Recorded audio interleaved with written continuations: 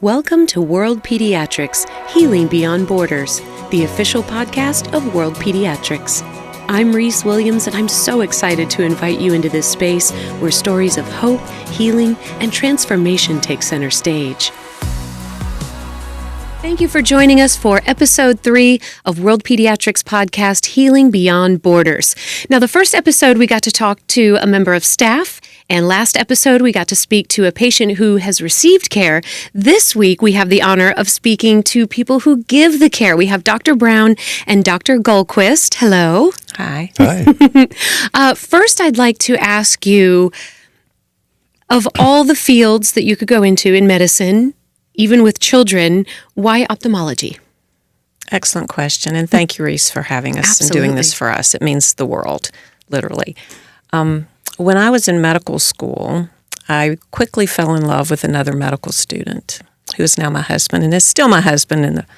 And we both thought we wanted to do surgery of some sort, and we talked about how that would be in life.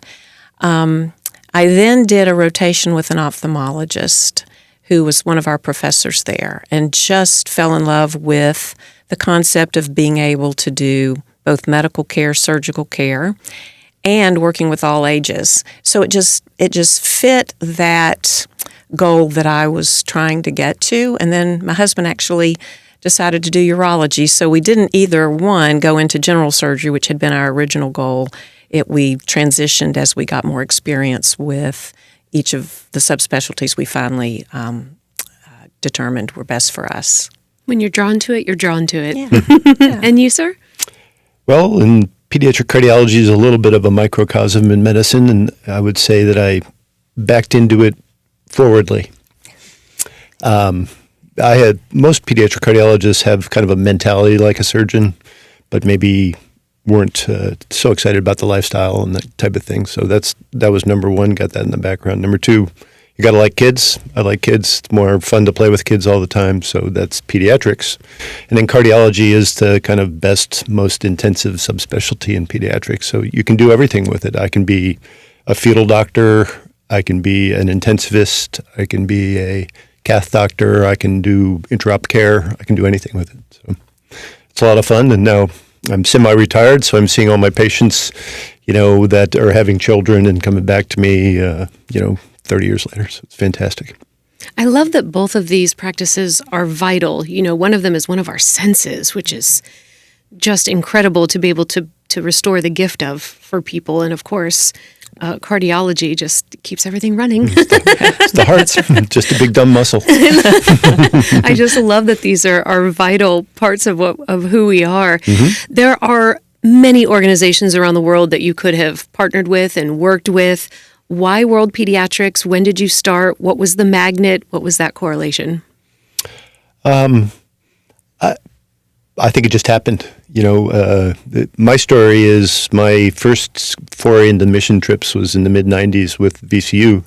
Steve Ayers, remember Steve Ayers? So Dean Ayers was doing women and children's health in Belarus after Chernobyl.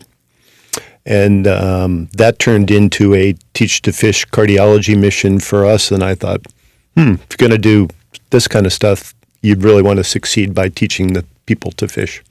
And then IHC and Julian Metz came along, and his mission was similar.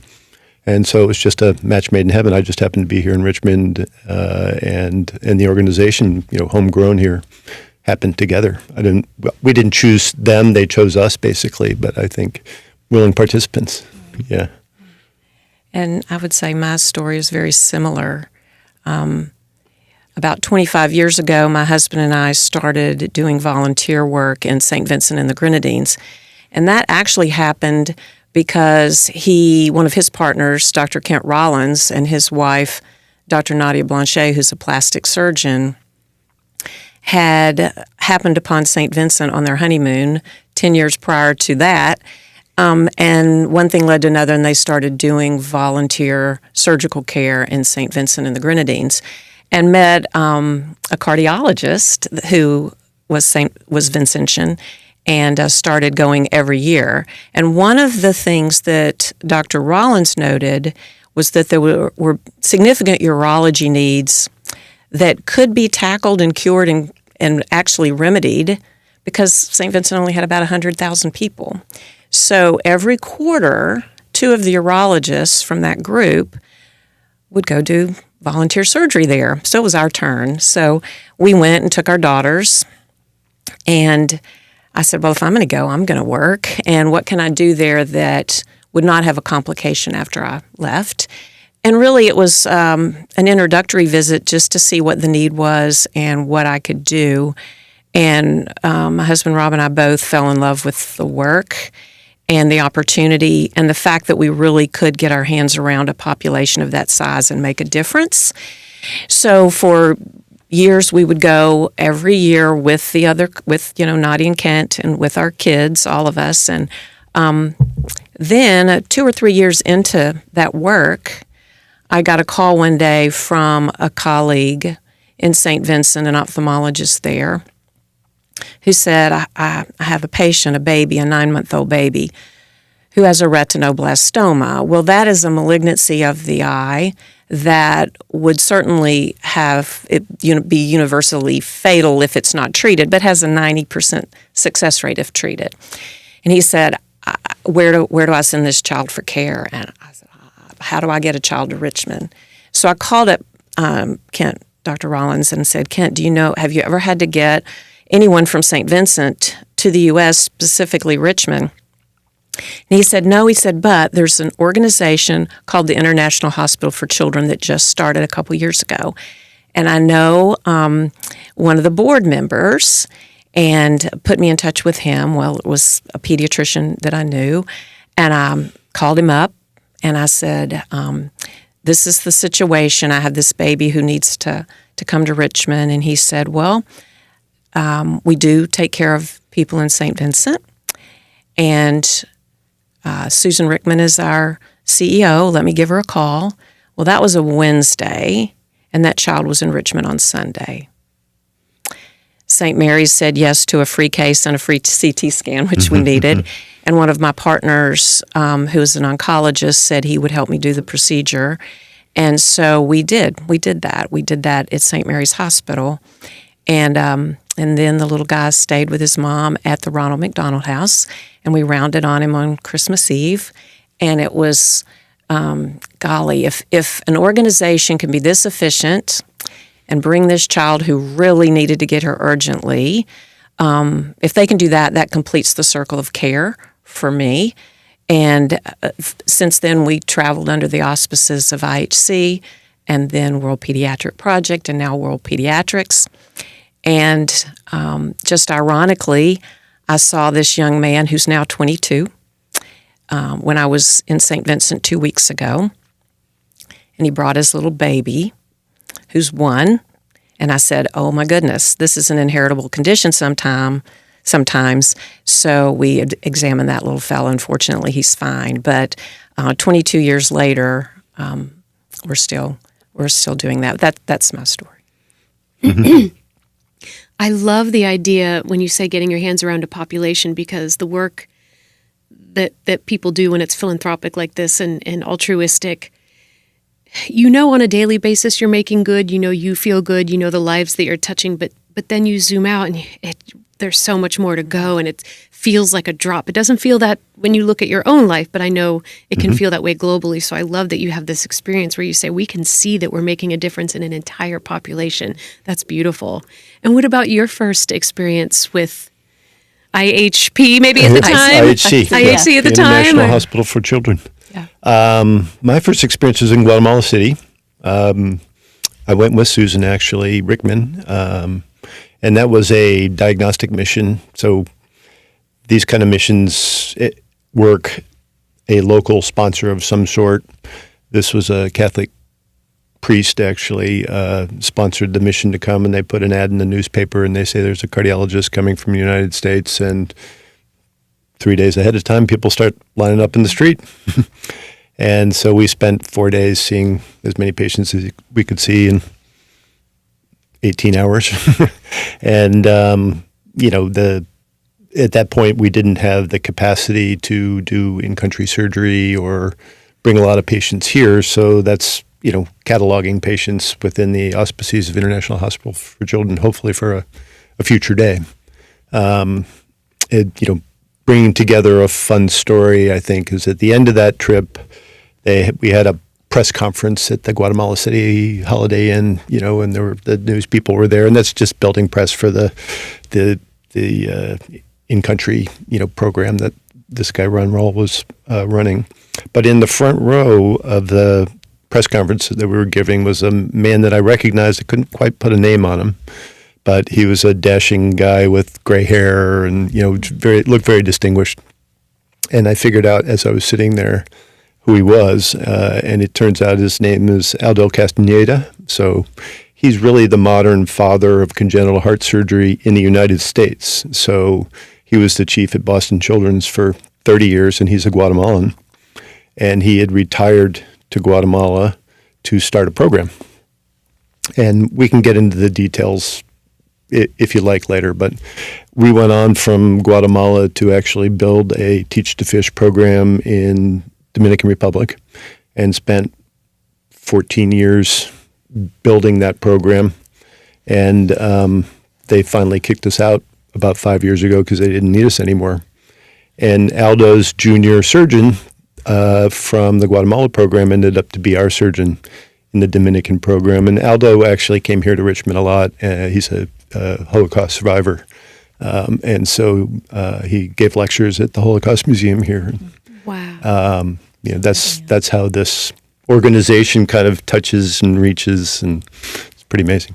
Well, exactly that, the touching and reaching. I know that World Pediatrics has this shoulder-to-shoulder approach. I love that phrase because it's, the connective tissue or all the people in between. So how has that impacted your care, not just in these first areas, but other areas as well, this shoulder-to-shoulder and all of the people in between?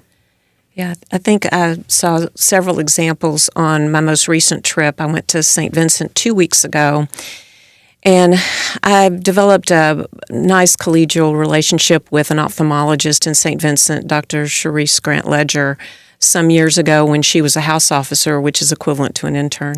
And she became interested in ophthalmology and then went back and did an ophthalmology residency and has been back in St. Vincent now for about 10 years. So she and I have been working very closely together. So we do work shoulder to shoulder. I assist her, she assists me with our goal of not just doing our primary core thing, which is deliver care, but to empower care so that she can start doing some of the things that we do on that 1 or 2 weeks a year that we go to St. Vincent. She can do some of the cataract surgery. She certainly does the pre- and post-operative care and is a wonderful observer, wonderful physician and surgeon. So we work shoulder to shoulder and accomplish a lot. We actually at the Virginia Eye Institute are sending her 2 fundus cameras that takes pictures of the back of the eye. We're getting those ready to ship. So she's been here to work with us here and do an observership some years ago. And we share patients all year long. She'll send me a question. And our daughter now, who is an oculoplastic surgeon and has gone on missions with us the last 2 years, they do the same thing now. They share cases. And then last week, we did a mission to Grenada, a diagnostic clinic like Dr. Gullquist just described. And I had already met via Zoom an ophthalmologist there, Dr. Julian. So I already felt like we were friends. But when I met her and worked with her for 2 days seeing children, it was incredible, her skills, her demeanor. And now we are going to go in a couple of months and do a surgical trip there. And in addition to delivering and empowering care, we like to transform medical systems where we should and can. And we got a grant for Grenada, pediatric ophthalmology, and with that, the Grenadans have done a countrywide screening of all the children in the first grade 1, 5 and 6-year-olds, and identified, they did 250 screens so far, and they still lack the 2 Grenadine islands that are affiliated with Grenada. But anyway, they will have screened all of them. The ones that need glasses, they've sent to the optometrist to get that done. Part of the grant will go to help fund that need. And then the others they sent to ophthalmologists, and through all of that work, we ended up seeing about 50 children. And of those 50, we found 11 or 12 kids who need surgery. So it's just been a way to see what can be transformative. And we met with the Ministry of Health, the Minister of Health, on our last day there on Wednesday, and asked that they consider doing a policy whereby every child is screened in the first grade. So that will be, maybe it's a minor transformation, but it will make a difference in identifying the children at younger and younger ages, which sometimes makes a difference in outcomes. That's an incredible difference. Again, it's a vital sense. It's safety, it's confidence, it's appreciating the world, it's everything. That is incredible. And for you, sir? Interesting parallel story, I guess. We talked about the surgery and creating a surgery program. That's big stuff and all that. But a year and a half ago in the country of Antigua, the primary pediatrician there and we hatched an idea that we would screen all the children for rheumatic heart disease in the country. And the government supported it. The chief of pediatrics, who's basically the pediatrician for the country. We put this little brigade together, and my partner, Dr. Carter, and I carried these little echo machines under our arm, and 2 doctors and 3 nurses. We hopped in these 2 little ambulances and went to every middle school in the country over the course of 5 days and screened about 540 children. What does that screening look like? Is that just listening to them, or? No, it's an ultrasound. So, like you'd have an ultrasound if you're pregnant or something like that. So, the portable machine's like half the size of a carry-on bag, and it has a little probe, and they run the kids in and out. We do maybe 2 or 1 per minute, and with 2 of us working, and we just screened the whole country. We didn't find one kid with rheumatic heart disease, which is actually good, because what that says to the country is that their pediatricians and their parents are doing a good job of getting children's strep throat treated, and that antibiotics is plentiful enough that they can take care of the country. So that was from a Gates Foundation grant, and really World Pediatrics, way back to International Hospital for Children, has always tried to do other things when we're in country. Screening for spina bifida in Guatemala because they've got vitamin B deficiency, I think, because of their diet. We did a screening trip there for that. So it's kind of the power of the organization multiplies not just the cardiac or the surgical or urologic stuff that we do, or the neurosurgeons are very prolific in the organization, but the little things to help the country also it's holistic. It's important. Yeah. It's holistic. It's incredible. Yeah. Well, and I remember one of the things that I was so impressed with early on when I was just getting involved was a similar thing that Dr. Moskowitz did in St. Vincent, because when he's also a pediatric cardiologist, and when he would go to St. Vincent, he thought there was an amazing number, unusually high number of children with rheumatic heart disease. So he did a similar thing and found in St. Vincent that it is endemic. And so then a grant was obtained in order to do what Dr. Gullquist just described, be able to effectively treat strep throat so that the children would no longer be as at higher risk, at least, for having rheumatic heart disease. So, yeah, it's a simple solution: buy a bunch of amoxicillin and spread it out. But you got to think of the problem and then investigate it, which is the organization. And that's how we find things. We know we have physicians that observe something, like the high incidence of spina bifida led to them realizing in Belize that there was a lack of folic acid in the diet. So those observations help, even though we want to deliver tertiary care to places where there's no access. If we find something that's preventable, isn't that much better, right? The children don't suffer to begin with. What an incredible organization that instead of being myopic, it's we're here. So how can we cast that net even wider and see how we can affect people in a great way? Beautiful. And speaking of an incredible organization, you just became chair of the executive board. What does this role mean to you? I'm honored to have been asked to do this.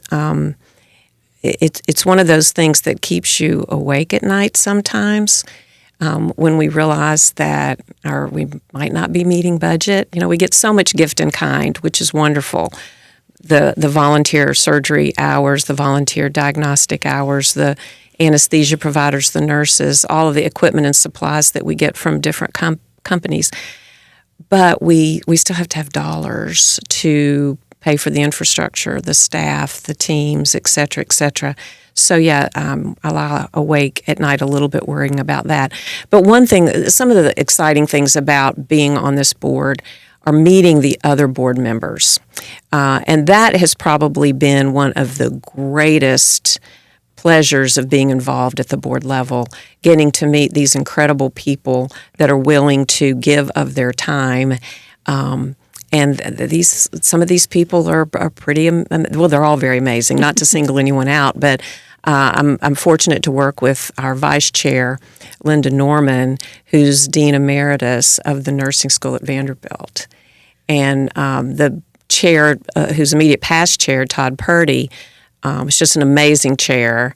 And he has a huge job as well. We have a Caribbean member.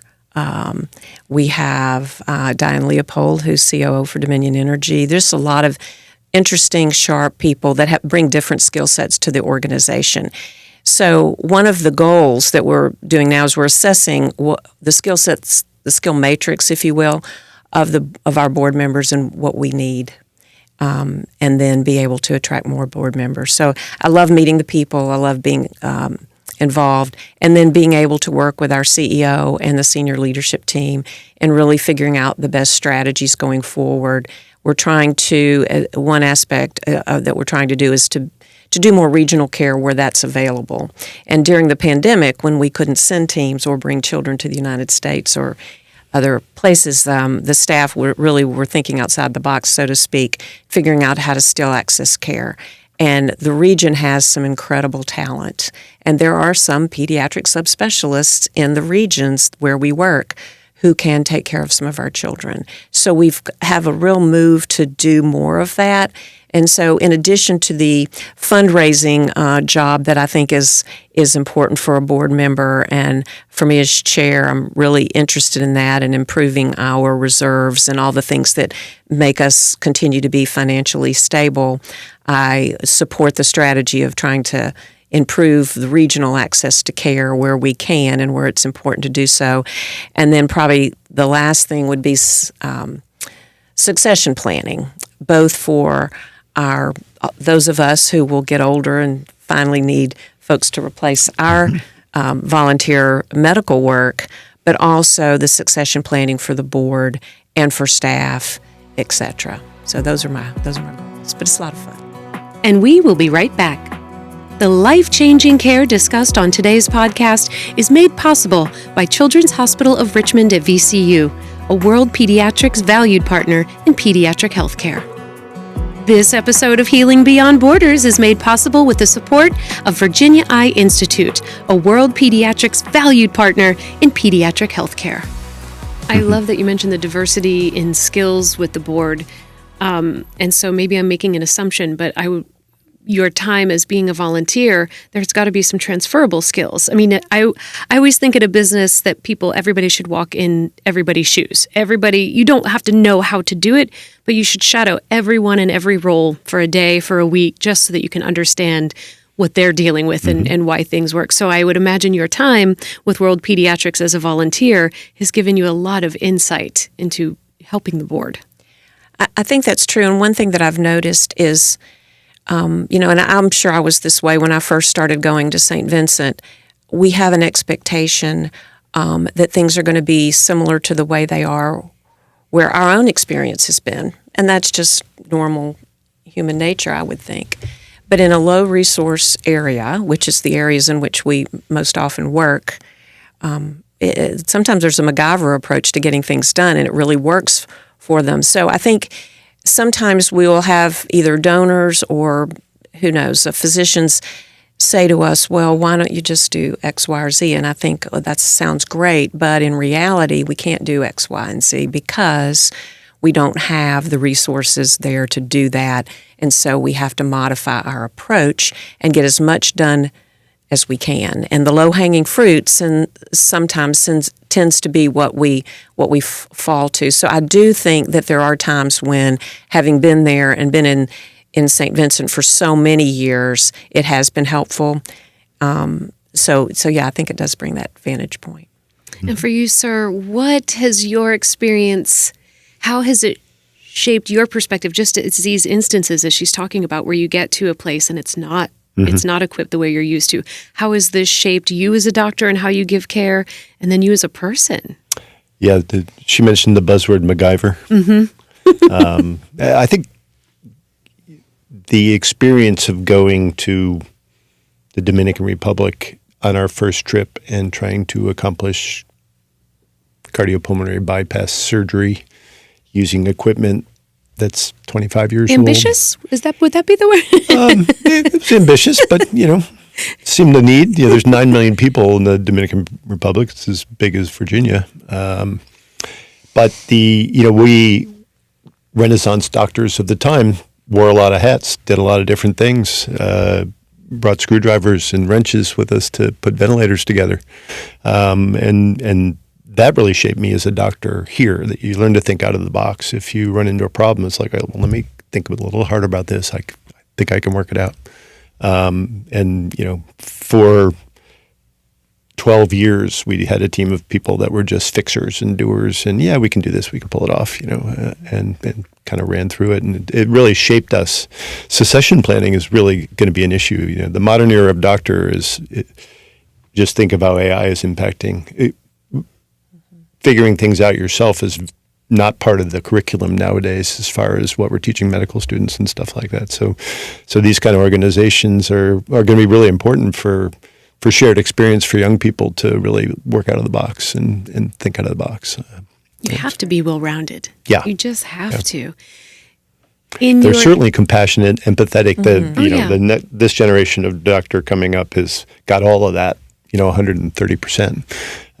But the classic training and working out of the box and not having rules is a little bit different. I'm sure this next question is a tough one, but is there one story? I know stories move you. I know they're all special in their own way. Is there a particular child where their experience, either with their family or how they see the world or how they handled their challenges, affect you and change your perspective on things when you come back and you're back in your everyday routine? I don't think I could single out one. There's some special kids that, with a program like our Dominican program at least. And actually there's another good one. You see the people grow up, you operate on them when they're 8 months. And actually the mother of this child I'm thinking about was a hostess at a restaurant and kind of knew that we were from the program and brought her kid basically to dinner and said, can you help her? And we brought her to the clinic the next day, and she had complex heart disease that required 2 surgeries. And, every time we go back, they're first in line to say hi. And, now she's probably about 18 and looking at her own family and life again. We met her when she was 8 months. But we had a recent child that we brought from Antigua that spent about 6 months here, who a decade ago was deemed inoperable. A young lady with Down syndrome, and they have significant heart diseases. And if you don't get to them in the first year or two, they're frequently inoperable. And on a whim, I think the mom brought her back to see me. It was my first trip to Antigua 3 years ago. And I'm listening to her, and I was like, I don't think you're inoperable here. It sounds different than it should. And long story short, she had developed a muscle that protected her lungs from getting high blood pressure, and she turned out to be an operable person, but had really bad sleep apnea, which kids with Down syndrome tend to have, big tonsils and all that kind of stuff. And we wanted to bring her to the country after having had her tonsils out, but nobody in the country would touch her because she had congenital heart disease. So the next year I went back, and she was kind of still like that, and we weren't getting her to the country because we couldn't take her tonsils in the adenoids out. So we're like, oh, okay, we'll do that here. So I did a FaceTime with one of the ENT surgeons here at Children's Hospital while I was down there. And she met the family and said, sure, bring her up and we'll get her fixed up while she's here, and then we'll do the heart surgery and life will be good. And 2 months later, the child got a bad virus and ended up with a tracheostomy before coming up here. And so we still proceeded. The organization proceeded to sponsor this family now to come up and have heart surgery and to have reconstructive surgery of her trachea to try and get her tracheostomy out. And, making a long story short, at the end of the day, she went home in November, having spent 6 months here, having Dr. Peterson and ENT do a whole reconstruction of her trachea and us repairing her heart. And that's the persistence of the organization. And, we had this long-term commitment to a family that we had previously told that she was inoperable, and then rescued her. And then everybody's like, okay, we got to take care of this, even though we thought it was going to be resource intensive, and it turned out and may have impacted our budget this year, that particular case. But, it was worth it. It's what we do. Absolutely. I'm just realizing, I hope one of the benefits of the podcast obviously is shining a light on the organization, but I hope everyone just takes a beat and recognizes how lucky we are that we have hospitals, multiple in every city. And I know that healthcare is obviously a touchy subject for a lot of people and whether or not they have access to it. But in general, in the U.S., that there are qualified people, care is near. It's just something we should not take for granted. Just hearing your stories of people being written off and discounted, and it's just... Well, to your point, this community is unique with that respect. I mean, the Bon Secours Health System is very generous. VCU has been amazingly generous to give free care. I mean, up until COVID, we were doing 20 heart surgeries a year for $5,000. I mean, basically for free. But you can't go to the biggest children's hospitals in the country and have them give you a dime. They have you can put your name into a little computer calculator and say what your diagnosis is, and you get a bill, and you bring your check for $120,000, and we'll do your operation on your kid. And those people have so much money. It's like you can't get. And our staff is working hard to get Texas Children's to do one child. I mean, they could do 1,000 children with their endowment. And they don't do it, but our little Richmond reaches out and deep into their pockets and really does a fantastic job. Not just in our two professions, I mean, tons of plastic surgery and neurosurgery, and come to burns, all that kind of stuff. We're a big little town. Well, we are, and I remember at one of our fundraisers, we were able to proudly say that despite the fact that there's some inter-hospital competition in any city, every single hospital group in Richmond participates and has participated with World Pediatrics, which is incredible. And, one of the things you said prompted me to remember a child that it's not just that we take for granted that we have good medical care here, which we do. I had a little girl present from St. Lucia when she was born, she had completely opaque corneas. That's the clear front part of the eye. It's the window, and it's supposed to be clear, and hers were not. When a child is born like that, the brain doesn't get any good, clear information presented to it, so it won't develop vision. So one has to correct that problem fairly quickly. So we brought the child to Richmond just as soon as we could. And I was talking with the mother, because it's a pretty big deal to do a corneal transplant on a child, because the rejection rate is significantly higher than it would be in an adult. And then what is the infrastructure in St. Lucia when the child goes back? Do I have a colleague there that could help? And so I was talking to the mom about all the pros and the cons, the risks and the benefits, the challenges with keeping corneal transplants clear in a young child, etc. And I said, she's not going to be completely blind, even if we do nothing. She will still be able to, and I was describing what I would expect ambulatory vision to be like. And she said, I want her to go to a regular school. And I said, well, she can still go to school, not naive at the time. This was probably 15, 20 years ago. And she said, well, no, you don't understand. In St. Lucia, She said, if you're not like everyone else, if you cannot participate as everyone else does in school, you go to a special school. And that special school might have children who simply can't see or simply can't hear, or you might have a child that has a significant behavioral disorder, or someone who has not the same cognitive abilities, and they're all in one school, and they don't get individual care because they don't have special ed. And you can imagine that would be the case in a population of 100,000 people in a low-resource area. So she said, I just want her to go to a regular school. So one of the happiest days of my life was when we did the first eye, and then we brought her back when she was, again, she had to stay 3 months each time. We brought her back for the second eye. And when she was 4 or 5, I got a WhatsApp message on my phone with a picture of this little girl in her little pink uniform and her backpack, and she was getting ready to go to regular school. And you say, you know what? That's why we do this, right? That is incredible, just incredible. And so, yes, every country is different. What do you think the largest gaps in pediatric ophthalmologic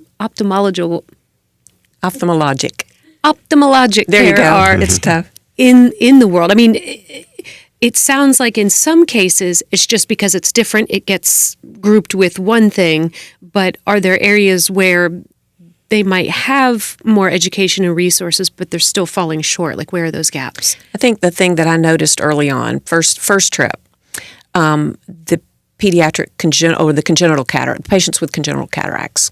Because in the United States, we take the congenital cataracts out at age 6 to 8 weeks of age. The reason being, once again, without going into all the details, there's a condition called amblyopia where the brain doesn't get information, so it doesn't develop good vision. So there's a short window of opportunity. And I would see children who were 3, 4, 10, 11, 16, who had never had the opportunity because there was not a pediatric ophthalmologist in the region or no resources from the family to be able to go somewhere else for it. And the government didn't have resources to send the child away. So that's our biggest, one of our goals is to try to identify children who are at risk for developing amblyopia at younger and younger ages so that we can give them access to care. That's probably the biggest thing that I've noticed. And then the lack of pediatric retina subspecialists and that kind of thing. But on the other hand, we're better at managing premature birth and retinopathy of prematurity, which can be a blinding condition. So there's medical advances that have led to some positive outcomes. So that's probably the biggest thing that I have noted. And in cardiology, pediatric cardiology, that's so much easier to say. I mean, the big thing is access to care. Congenital diseases of the heart, depending on what they are a ticking time bomb. You know, most of them. The way blood mixes in the heart can cause permanent damage to the lung that then makes you inoperable. So in all but the rarest of cases, you know, we got to get to the children before they're 2 years old and get them to care. And, you know, in these places where the government doesn't have the money, you can't build a congenital heart surgery, you know, program in Antigua and Barbuda when they've got, you know, 90 or 100,000 people. So how do we build capacity for kids like that? And, you know, that's, you know, one of the mantras of the organization is to capacity build and partner. You know, through the Dominican Republic was one of those, build a program and have it in the region. And we, in theory, could send children there at some point. We haven't been able to succeed in that mission yet, but and so Richmond partners with St. Louis and Raleigh and Las Vegas and California, and we got a kid can go here and a kid can go there because we can't bring them all here. And then we've got a partnership in Grand Cayman there's a group from India who has a surgery center there that's giving discounted care to the organization. And now we've got a relationship with the French government in Martinique, who takes a few kids and does local heart catheterizations. And even the Spanish government is taking kids to Madrid from the program. So, you know, we've done a lot of kind of capacity building in the absence of being able to build a heart surgery program in St. Vincent or something like that. You know, it's just, and that's not efficient anyways. They wouldn't be big enough to be really good. You probably need to do between 300 and 500 congenital heart surgeries a year in a program to be good, and that's about 10 million population. Dominican Republic's the right size for that. We tried in Panama. Panama would be a good next partner. Governments get in the way. We were building a congenital heart center in the Pacific side of Panama, and then the next government came and it became a cancer center, which is fine, but it's how these things kind of go. And it's that time to care that we're trying to improve, and the fact that's one of our strategies is to decrease the time to care, especially for the heart, for the heart cases. And one thing that's been really revolutionary in the Eastern Caribbean is that we now have a pediatric surgeon in St. Vincent. And even to have that is incredible. And she is wonderful. And there's a lot of transfer of skill when we go there and work with her. And she can go to any of the other countries in the Organization of Eastern Caribbean States. There's 12 of those plus Barbados. And she can go to these other countries and operate. She was telling me a story when we were there a couple of weeks ago that she had gone to St. Kitts to do some biopsies for children who might have Hirschsprung's disease. There were 3 of them, and instead of bringing all 3 to St. Vincent, because that's a plane ticket that costs money for the family to bring children, she said it was a lot more economical for me to go there. So she went and did the procedures there, brought all the biopsy tissues back, and then the ones that needed surgery only had to come to St. Vincent. The one time. So we're real proud of that because that was a long-term goal, was to have a pediatric surgeon there who can, and she's learned to put in shunts for hydrocephalus, which because they don't have a neurosurgeon. MacGyver. Yeah. So she's learned to do that. So that all these things are pretty exciting because then we can do it right there locally. Your passion is very, very clear. What would you tell anyone looking to partner, work for, just be in the orbit of World Pediatrics? What would your endorsement statement be for them? It will change your life. It will change your family's life. You'll always be more gratified than your patients, even though, and I'm sure Sandy would say the same thing. You get that WhatsApp message from that young teenage girl, and you fixed her crossed eyes when she was 4, and she's beautiful and tells you what she's doing now, and you realize that outcome was just more than you expected, and what a nice surprise. But I think that it gave our girls, our daughters, the knowledge that people are the same anywhere you go. They want to have a good job. They want to have education and health for their children. And everywhere you go, they look a lot like people. And I think that made a difference. And it also has really led both of our daughters, I think, to go into medical care. Our daughter, who's the oculoplastic surgeon, I didn't even know this till I read her personal statement to get into medical school, that she decided to go to medical school and become a doctor when she was seeing a postoperative patient with me who was exactly her age, and she said, "I think I want to do that kind of thing." So, and not that we do it so that it'll change our lives, but it will, because you always do good. You know that you're making a difference everywhere you go. But I would say that it makes more difference in us. I'm always tickled when I learn about the young children receiving care, how focused they are on being cool or like you say, getting back to normal, because we're mostly talking to the parents, and it sometimes has gravity, and it's, you're dealing with logistics and the actual situation and the condition. And the kids, they just want to do everything that the other kids are doing. They're just, like you said, they're just children. They know they have these things. They know they're preoccupied with doctor's appointments and things going on. But I love when they just still have those mainstream wants and needs, and you're like, yeah, that's cool. Yeah, they're pure. And what would you tell someone? In addition to what Donna had said, I tell a lot of people this kind of work is the reason I went into medicine. We all went into medicine. It's pure medicine. It's not about paperwork. It's not about whether you can do this test for this thing. It's about seeing patients, making them better, best you can. It's just pure. we get frustrated with our day-to-day jobs here in the United States and all the guardrails and things that we have to deal with on a daily basis. Well, please send me to Antigua for a week so I can just see patients and do my job. That's it. That's what keeps us sane, I think, is doing this kind of work. I mean, we have grateful and happy patients here as well. But the other thing it's pretty interesting and kind of good thing about our future is I interview a lot of residents coming in for pediatrics and fellows coming in for cardiology at the Children's Hospital.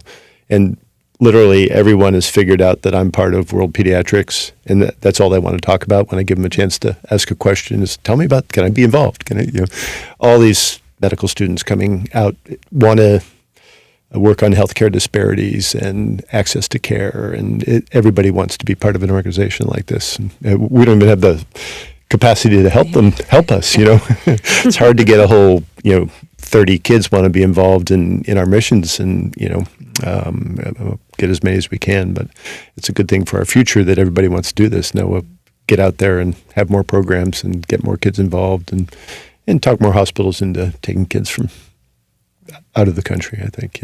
These very wealthy health systems just don't do enough of it. WP is just going to keep growing. So. Exactly.